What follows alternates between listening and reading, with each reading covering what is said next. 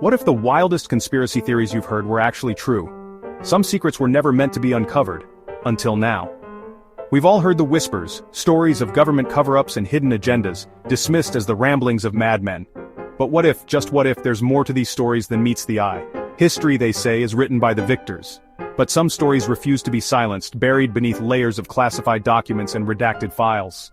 In this video, we journey into the heart of some of the most shocking government conspiracies that turned out to be terrifyingly real.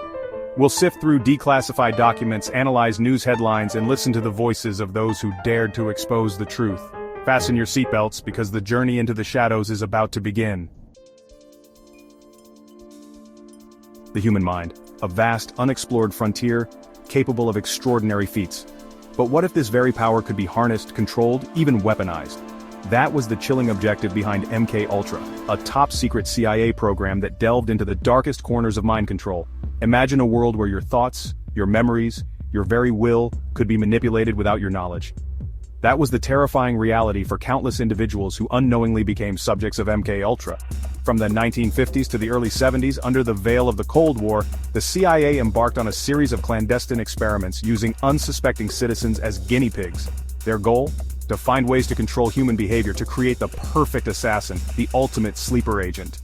The methods employed were as shocking as they were inhumane. Subjects were subjected to high doses of LSD, hypnosis, electroshock therapy, and even sensory deprivation, all in the name of science. But this was science gone mad, driven by a dangerous obsession with control.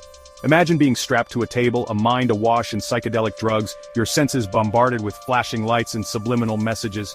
This wasn't science fiction, it was the horrifying reality for many MKUltra victims.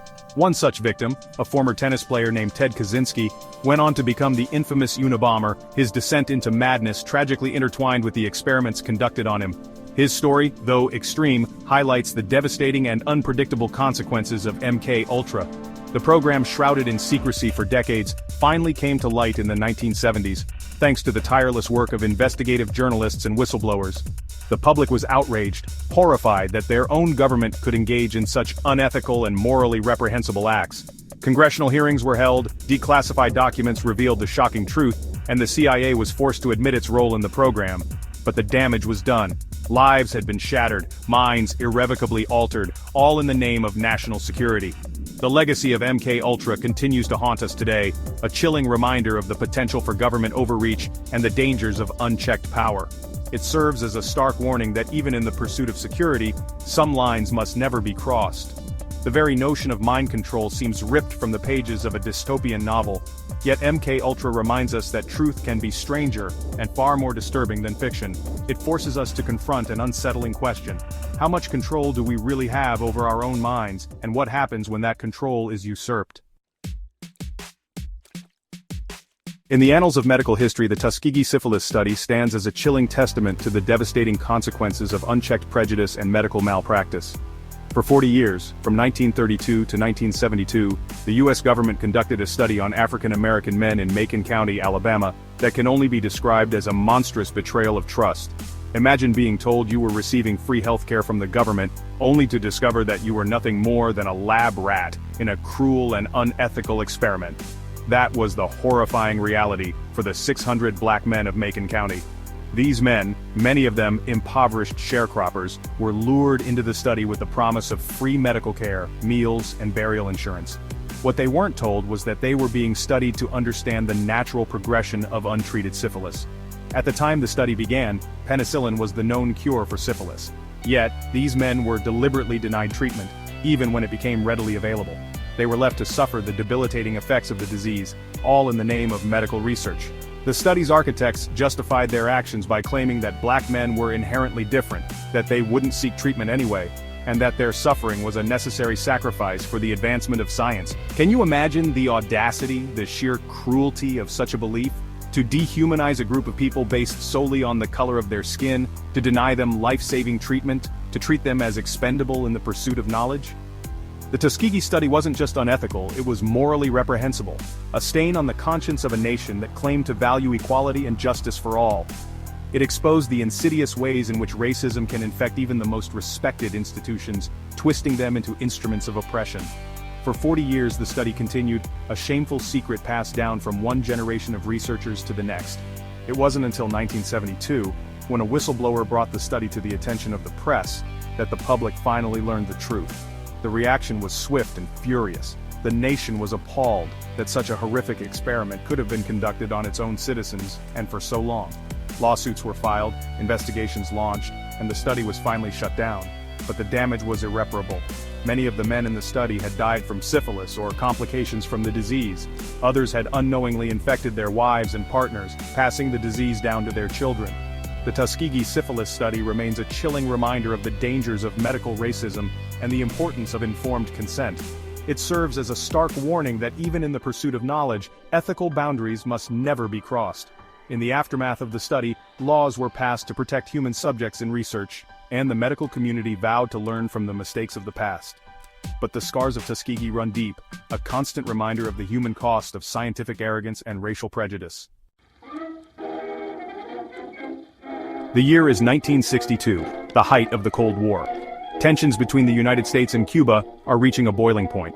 But what if the events that unfolded were not just the result of ideological differences, but a carefully orchestrated plan by the US government itself? This is the story of Operation Northwoods, a top-secret plan devised by the Joint Chiefs of Staff that reads more like a Hollywood thriller than a real-life government document. It involved a series of proposed false flag operations, acts of terrorism committed by the US government and blamed on Cuba, all in an effort to justify a full-scale invasion of the island nation. Imagine this. American citizens killed in a staged terrorist attack, a US Navy ship sunk in the Gulf of Mexico, even a fake Cuban MiG fighter jet attacking a civilian airliner. These were just some of the shocking scenarios outlined in Operation Northwoods. The plan called for creating a terror campaign in Miami and other cities, blaming it on Cuban exiles and even staging assassination attempts on Cuban refugees in the United States. All of this, they argued, would sway public opinion in favor of war and give the US the justification it needed to invade Cuba. The audacity of the plan is breathtaking. To even contemplate sacrificing the lives of innocent Americans to manipulate public opinion through fear and deception, all for the sake of political expediency, is a chilling thought. Thankfully, Operation Northwoods never came to fruition. President John F. Kennedy, to his credit, rejected the plan, recognizing the moral abyss it represented. He understood that even in the face of perceived threats, the ends could never justify such morally reprehensible means. But the fact that such a plan was even conceived, that it made its way to the highest levels of the US government, is a sobering reminder of the dangerous allure of power and the lengths to which some are willing to go to maintain it. Operation Northwoods remained a closely guarded secret for decades, hidden away in the archives of the government. It wasn't until 1997 when the John F. Kennedy Assassination Records Review Board declassified a trove of documents that the world learned the truth. The revelation sent shockwaves through the nation and beyond. It confirmed the darkest suspicions of those who believed that governments were capable of unimaginable deception, that the truth was often a casualty in the pursuit of power. Operation Northwoods stands as a stark warning about the importance of transparency and accountability in government. It reminds us that we must always be vigilant, questioning the motives of those in power and demanding answers when things don't add up. The fact that this chilling plan came so close to being implemented should give us all pause. It forces us to ask ourselves, what other secrets are still hidden in the shadows, waiting to be uncovered?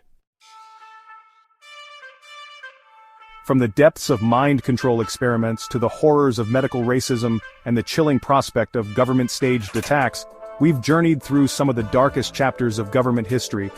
These were not mere conspiracy theories. These were conspiracies that turned out to be terrifyingly real. If these conspiracies were real, what else might still be hidden from us?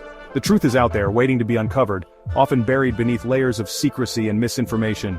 Don't be afraid to question, to dig deeper, to demand transparency from those in power. Subscribe to A Look Behind the Curtain, and join me as we continue to explore the hidden truths that shape our world.